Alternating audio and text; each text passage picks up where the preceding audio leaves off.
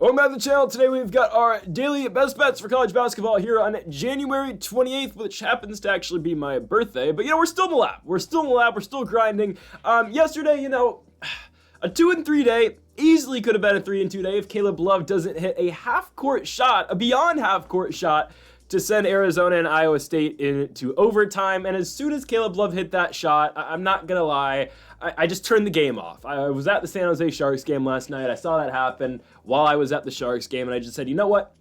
I'm just gonna watch the hockey game. I knew it was gonna happen in overtime, and obviously Arizona beat the brakes off of Iowa State in overtime. It is what it is. Days like that happen. I don't know what to say. Iowa State, they got their ass handed to them in the first half. Arizona went on a 16-0 run. Second half, Iowa State regroups. You think they're going to have it, and they found a way to choke. But honestly, that was just Caleb Love playing his ass off, and he played his ass off in overtime as well.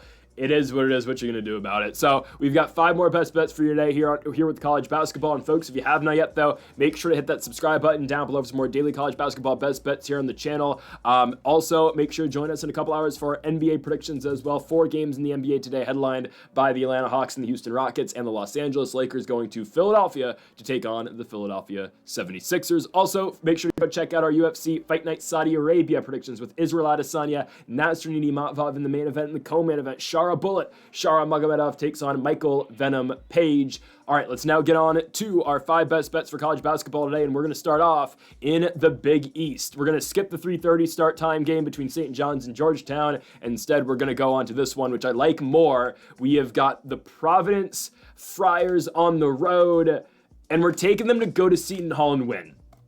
Don't think it's too hot of a take. Seton Hall has been horrible this year. They are 1-8 in the Big East, with their only win being the god-awful DePaul team that they played at home.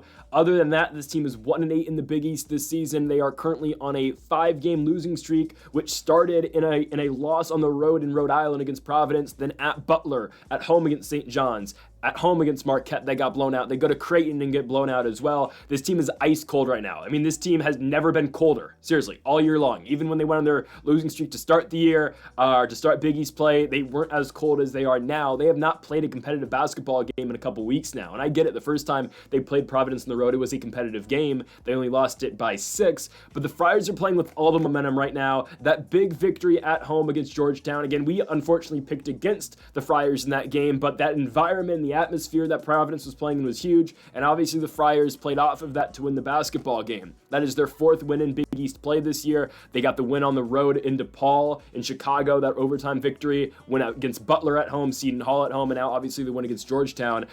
I don't think it's too hot of a take to say they can go on the road and beat Seton Hall as well. Again, we're not asking them to go to St. John's. We're not asking them to go to UConn, to go to Creighton like they have gone to and lost. No, we're asking them to go to Seton Hall and win a basketball game against the Pirates team that straight up just struggles to score. That happens in pretty much every single game they play. Now, they did score 85 the first time around when they played Providence. I'll give them that. Really, Isaiah Coleman's their only true scorer on this team. Coleman dropped 26 in the first meeting between Seton Hall and Providence. Coleman's a guy who's going to average 16 points a game, but other than Isaiah Coleman, they do not have a consistent scorer on this team. Chauncey Jenkins is the next thing to that. He averages 11.5 a night. But Providence as a whole has a better all-around team.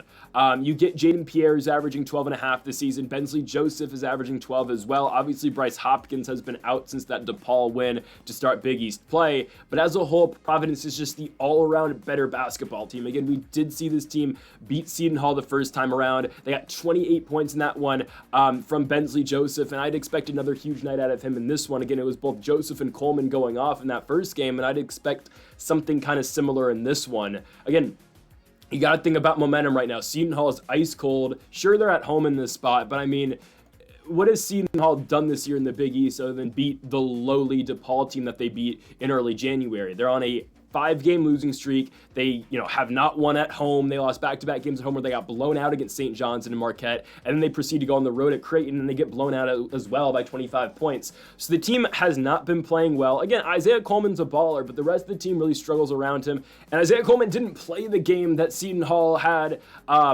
in their last one, obviously, when they lost at Creighton. He's expected to play this game, I believe. I just read a Yahoo Sports article earlier today saying that Isaiah Coleman is playing. At least they said that Isaiah Coleman and the Seton Hall Pirates set to host Providence. So I think Isaiah Coleman's going to give it a go. But obviously, again, without Coleman in the last game, they got blown out against Creighton. But it's not like, again, and Coleman's a good basketball player. But hell, when Coleman put up 27 and 9 in the Marquette loss at home, they still lost the basketball game by 20 plus. So it's not like, or 17, but still, it's a lot of points. So again, it's not like Isaiah Coleman is the only reason this team's winning games. They've won one game in the Big East all year. As a whole this season, they're 6-14. Their only wins are VCU, which is a win that's aging better, a win over Wagner, but Wagner literally scored 28 points in that basketball game. They barely get by St. Peter's to start the year, and they beat the New Jersey Institute of Technology. Yes, the offense for Seton Hall has evolved. It's gotten better since how horrible it was to start the season. Again, hell, we're talking 48 points in a loss against Hofstra,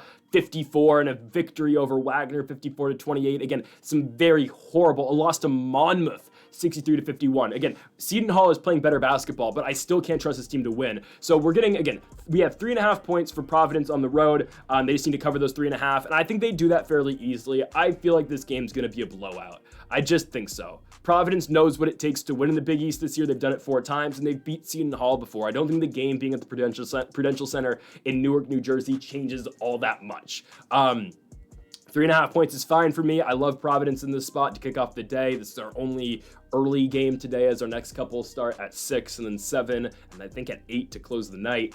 So we're going to take Providence on our lone early game tomorrow. I think the Friars are the better team. They're playing with confidence. They're playing with momentum, and they're just the all-around again better team, other than just Isaiah Coleman for Seton Hall. If they can shut Coleman down, they should be able to win. But even if they can't, Isaiah Coleman's gone off so many times this year for Seton Hall, and they still haven't gotten close to competing. So I'm perfectly fine here taking the Providence Friars on the road in New Jersey against Seton Hall. Let's move on now to the Big 12, the first of 2 Big 12 games that we're going to be doing today, and we're going to start in Boulder, Colorado for the Colorado Buffaloes and the Arizona State Sun Devils. Guys, Colorado is favored to win this basketball game.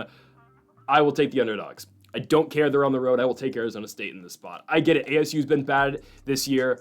But guys, these two teams played earlier in the season in Tempe, and Arizona State won the game by 20 points. I don't think there is a 21-point swing the other way just because the game's in Boulder. I just don't think so. I get it. The Sun Devils have been bad in Big 12 play this year. They have, right? But they just went to Morgantown and won a couple games ago. That's impressive. You know, guys, Colorado's 0-8 in the Big 12 this year. They haven't won a game. Lost to Iowa State. Lost at Arizona State, lost at UCF, lost against WVU, lost at Cincinnati, lost at Oklahoma State, lost at home against BYU, and went to Tucson and lost to Arizona.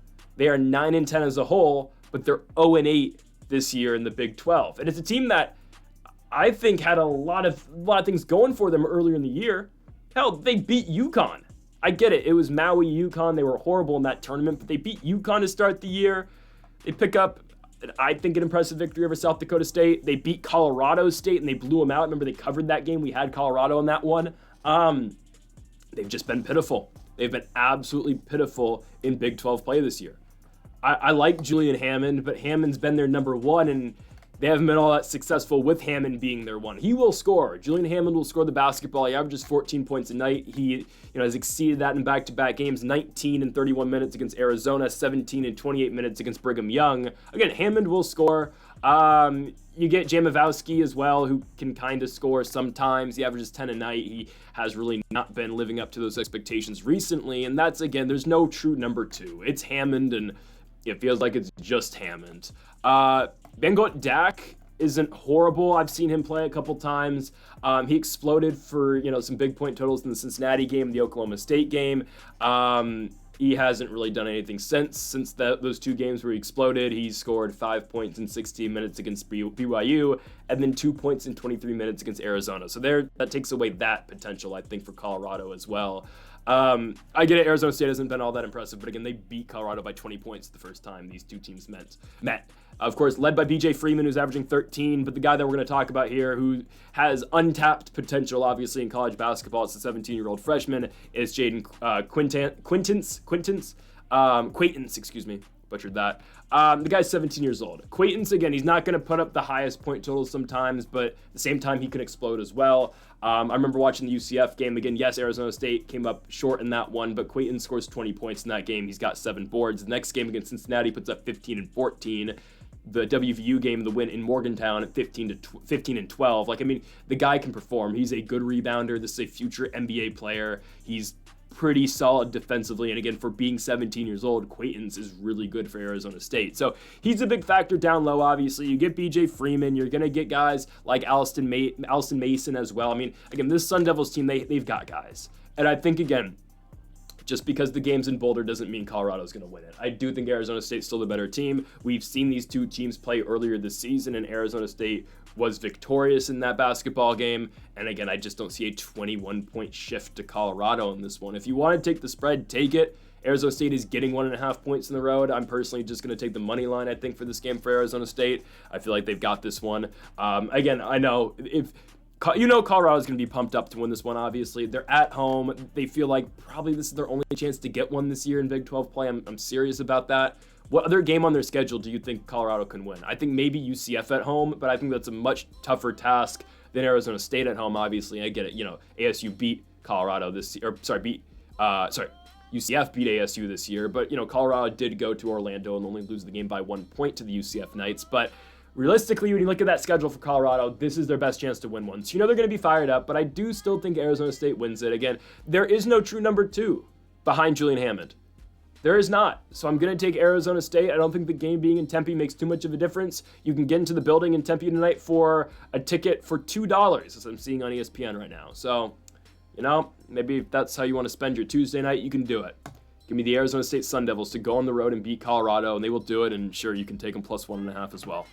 Next up, we move to the ACC. We'll get back to the Big 12 in a minute, but we're going to go to the ACC. And yes, we're taking another team on the road. We're taking a lot of road teams today, but I like the value. Give me UNC plus 3.5 against Pittsburgh. Don't care who wins. I think UNC's got more than a good chance to go on the road to Pitt and win. We just like them plus 3.5. Okay? Again, plus 150, it's intriguing. Not going to lie, it's intriguing. Especially considering UNC's playing a Pittsburgh team that's won 1 out their last 5. Loss on the road against Duke, a loss at home against Louisville, loss in Tallahassee to Florida State, and a loss at home against Clemson. Obviously, they're coming off that road victory against Syracuse. Well, Syracuse is just really mid. Pitt started ACC playoff hot, winning 3 in a row. VTech, Cal, Stanford. Obviously, they hosted both California and Stanford in Pennsylvania. But we get a North Carolina team here who I actually have taken quite often this season. For better or for worse, obviously. I put a lot of faith into RJ Davis sometimes because I do think RJ Davis is a very capable basketball player. I think he's pretty solid. Again, yes, there are games where Davis is severely underwhelming, but I don't think the reason North Carolina has been losing this season is because of him. Obviously, Davis is a fifth-year player now here at Chapel Hill, and again, RJ Davis is not the reason UNC is losing. He's the reason why they're so competitive in some of these basketball games. So Davis obviously is going to give you his 18 points, 20 points a night, and then from there it gets tricky, obviously, because you get Ian Jackson, who's averaging 15, Seth Trimble, obviously, as well, who sometimes can explode, he's their shooting guard mainly, averaging 12.5 a night. They've got players on UNC, but again, it is kind of dependent on RJ Davis and how much RJ Davis can put that backpack on for North Carolina, if we're being completely honest, because that's kind of how I feel like, especially in the clutch moments, that's where UNC goes to, obviously. They depend on RJ Davis to get them out of some spots.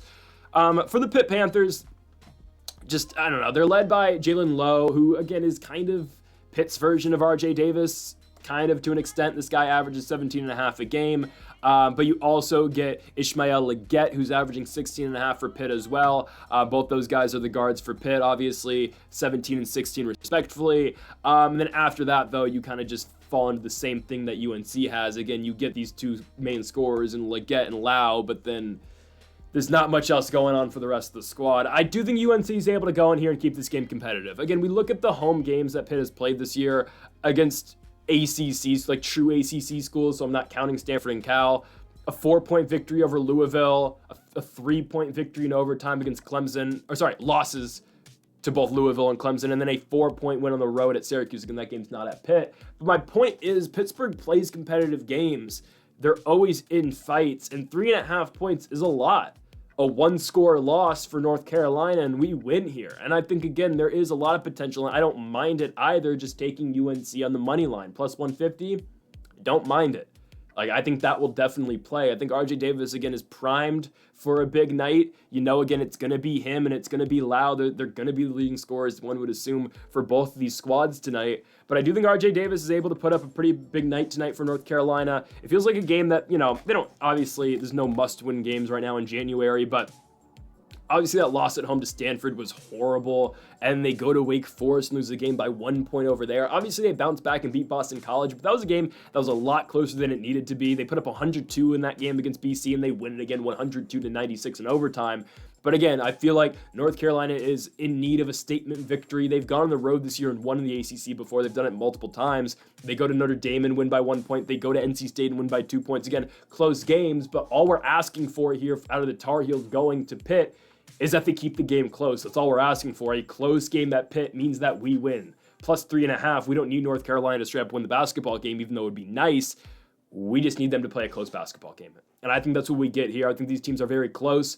And I think, honestly, I think North Carolina can go in there and win. But again, the main play for us today, one of the 5 best bets, is UNC plus 3.5. So we've got North Carolina to go on the road at Pitt, cover the 3.5 points. I think they can win as well, but again, the primary play here is plus 3.5 for RJ Davis and the North Carolina Tar Heels. Let's move on now to our 4th best bet of the video as we go to Salt Lake City, Utah for the Utah Utes and the Cincinnati Bearcats. We're finally going to take a home team now. Give me Utah. Guys, I can't trust Cincinnati to win a basketball game, okay? Just can't trust them. We've picked against Cincinnati a lot, right? It went our way the last time we picked against them when we picked Texas Tech to go into Cincinnati and win. Now we're taking Utah as a home team here against Cincinnati. I'm kind of confused about the odds here, I'm not going to lie, and I completely understand Utah has looked absolutely horrible in their last 2 basketball games, but the reason why the line is where it is and that Utah is only a 1.5 point favorite here at home against the Cincinnati Bearcats is because Utah went to Houston and put up 36 points. Okay, that's abysmal. That's an embarrassing performance out of Utah in that game, right? They should be ashamed of themselves. I don't care how good Houston is, but at the same time, Houston is pretty good. So again, I know they only put up 36 points, but it is what it is. Houston's right now playing like the best team in the Big 12. They just are. Right? They're the only undefeated team so far, or yet they're the only team left who's undefeated in the Big 12 right now, at least 8-0 in conference, 16-3 as a whole this season. But this is honestly, again, losing that game, it is what it is. It sucks, but what you can do about it? It holds the same way as every other loss you have this season, right? They host Baylor, lose the game by 15 points. Again, Baylor's just the better team. It is what it is. Neither of those teams, though, are as bad, obviously, as the Cincinnati Bearcats, a team that's 2-6 this season, wins on the road at Boulder and then at home against Arizona State. And we've talked about Cincinnati a lot because we have faded Cincinnati a lot. The key to Cincinnati's success, or lack thereof, is Simas Lukauskis. I always butcher his name. He's their Lithuanian forward. He can shoot the 3-ball, okay?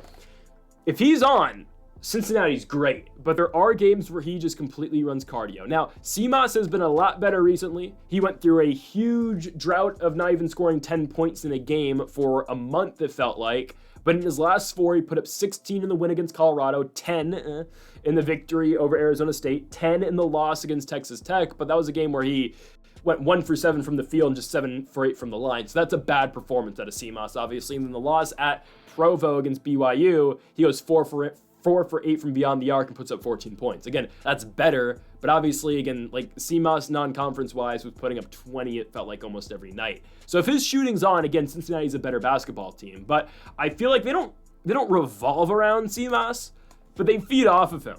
Because the rest of the team is better when Simas is shooting, because obviously, again, then the defensive awareness is around him. The other guy, everything's dependent on for Cincinnati, is Dan Skillings Jr. Skillings is the guy who averages 11 points a game this season. Back-to-back spots, though, where he dropped less than 10. 26 minutes in the Texas Tech loss, and he scored 5 points. 6 points in 20 minutes against Brigham Young. Skillings has got to get it going more. He has been a non-factor for Cincinnati. So again, with these non-factors being said, I don't trust the Bearcats to win. And I get what you're thinking. Well, isn't Utah the team that scored 36 points the other night? I know.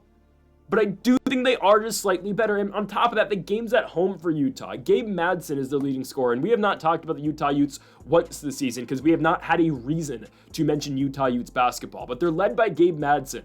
And to the same extent that CMOS is, Gabe Madsen, a former Cincinnati Bearcat, you gotta think he's gotta be somewhat pumped up for this basketball game. He left after his freshman year and obviously has been a Utah Ute ever since. But you gotta think to a certain extent though, right? Gabe Madsen has to have a big night. He's had 3 stinkers in a row. The win over BYU in overtime, he dropped 8 points. 8 points in the Houston loss, which actually led Utah in scoring that night, and then 5 points in the loss against Baylor. The guy's capable of scoring 15 plus a night. He just hasn't done it recently. He is a guy, if you look at the home splits, does play better at home than he does on the road. Obviously, the 5 points at home against Baylor doesn't really reflect that. But I do think, again, Madsen is primed for a big night. I don't think Madsen's going to go now 4 games in a row without having a good performance, at least shooting the ball or shooting-wise. And then you also get their second leading scorer in Ezra Usar, the junior out of Atlanta, Georgia. He's been the guy who's really, taken the toll of scoring. He got completely shut down the Houston game, scored 1 point in 21 minutes, but the Baylor win, 19 points in 27 minutes. The BYU victory, he was so key for this Utah team, 26 points over 31 minutes in overtime, obviously. How the OK State win early in January, played 17 minutes, scored 21 points. So, this is a guy who can effectively score. He can score in bunches. If we can get somewhat of a combination of Osar being great tomorrow or today and Gabe Madsen as well, finally finding his footing again, I think we can be fine. Keanu Dawes is a guy who averages 7.5 points a game for Utah, but he is crucial on the glass.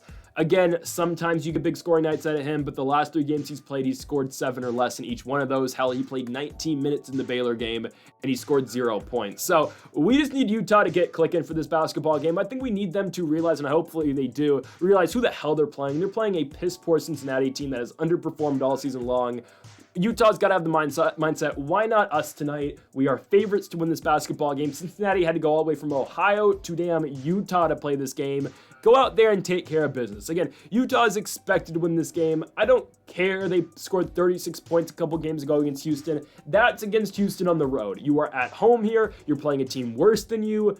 Get the win like you're expected to. That's all I ask. We're taking the Utah Utes at home to beat the Cincinnati Bearcats, cover the 1.5 points as well in the process. Let's move on to our final game of the night, and we go to the rematch here in the Big West Conference on ESPN2 in Spokane, Washington, between the Oregon State Beavers and the Gonzaga Bulldogs. Gonzaga probably wins. Just be honest with you. They are minus 1,000 favorites for a reason. Well, actually, just ask the University of Little Rock how it is to be that big of a favorite in a basketball game. Anyways, so Gonzaga probably wins. What we like is plus 13.5 Oregon State. I get it. Zaga's out for some revenge after, they went to Corvallis and lost by 8 points in overtime. Sure. Oregon State has lost 1 game this year, I think all year, by more than 13 points. It's against LMU, which is really odd. The one loss is against Loyola Marymount. Like, of all teams, they go to Santa Clara, lose the game by 1 point. They play Nebraska, lose by 12. They go to San Francisco, lose by 11. They go to North Texas, lose by 3. They play Oregon, they lose by 3. And then they go to Loyola Marymount and get blown out. It's a confusing one. Guys, I was really impressed watching Oregon State play Santa Clara the other day, right? Santa Clara, makes a big push at the end of the first half, makes that game competitive going into the second half, and Oregon State just literally could not miss a shot in the second half. They scored 51 points in that second half after scoring 32 in the first. So, Oregon State's more than capable. Santa Clara is a good basketball team, and Oregon State just outshot them. Michael Rodich had 30 points in that basketball game. Nate Kings had 16. This team can shoot it. They can get to the line. They force you to foul them. This is a good Oregon State Beavers team. It is. It's a good Oregon State team. And now, again, I don't know if they go to Gonzaga and win. They probably don't. Again, there's a reason the Beavs are plus 600 on the road. I get that. But, again, the last time they played Gonzaga, game was in Corvallis. They were plus 320 dogs, and they won the game outright, obviously. They outscored the Bulldogs 14-6 in overtime. Good victory, right? Obviously, again, Gonzaga's looking for revenge, and I don't think there's not a doubt in my mind that they don't beat Oregon State in this game, but can they beat them by more than 13 points? That's the question. I think personally, no, right? I get it. They went to Portland, blew them out. It is what it is. They hosted Santa Clara and lost the basketball game by 4 points after their loss in Corvallis. They beat Wazoo by 13 points. They beat San Diego by 13 points, right? I mean, that doesn't cover this line. They went to Malibu earlier in the year, beat Pepperdine by 7. They're not completely blowing teams out the water this year in Big West play. They're not. Guys, USD's not very good. Pepperdine's not the best basketball team. And sure, Gonzaga's winning, but hell, again, 13-point win for Gonzaga means we win. So we're taking plus 13.5 here on Oregon State. That's the play I like here. I get it. Zaga's talented. I'm not going to try to say that they have, less talent than Oregon State. Obviously, there's more talent on this Gonzaga Bulldogs team. Graham Ike, obviously, averaging 17 tonight. Khalif Battle, Braden Huff, Ryan Nembhard, obviously, their point guard. I mean, Nembhard's basically averaging a double-double right now. He's averaging 11 and 9.9 assists a game. Just round up. He's averaging a double-double right now for Gonzaga. He's a good point guard. I just think Oregon State's able to keep the game close. Again, Oregon State, for as much as we want to talk about how Gonzaga's pumped up to play this game because they lost their initial matchup with the Beavers this season, at the same time, Oregon State knows they can beat this team. You're still playing on a basketball court. You just got to go to Spokane to do it. And obviously, again, it's going to be a rowdy environment up in Spokane, Washington for this game, obviously. But again, Oregon State has beat this team before, and now we're just getting 13.5 points with it. Again, I don't expect Oregon State to win, but 13.5 just feels like too many, and that's what we're going to take here for the Oregon State Beavers. Plus 13.5 on the road in Spokane, Washington. I think they cover. I think Gonzaga wins, but I'll take Oregon State to make it a ball game. And maybe they pull off another upset like they did earlier this year in Corvallis. So folks, thank you all for watching our 5 best bets for college basketball here on January 28th. If you have not yet though, make sure to hit that subscribe button down below for more. Make sure to leave a like if you did enjoy the video. Make sure to comment if you do disagree with any of the picks. Folks, we'll be back in a couple hours for NBA predictions as well with those 4 games in the NBA today as well. Folks, thank you all for watching, and Mamba forever.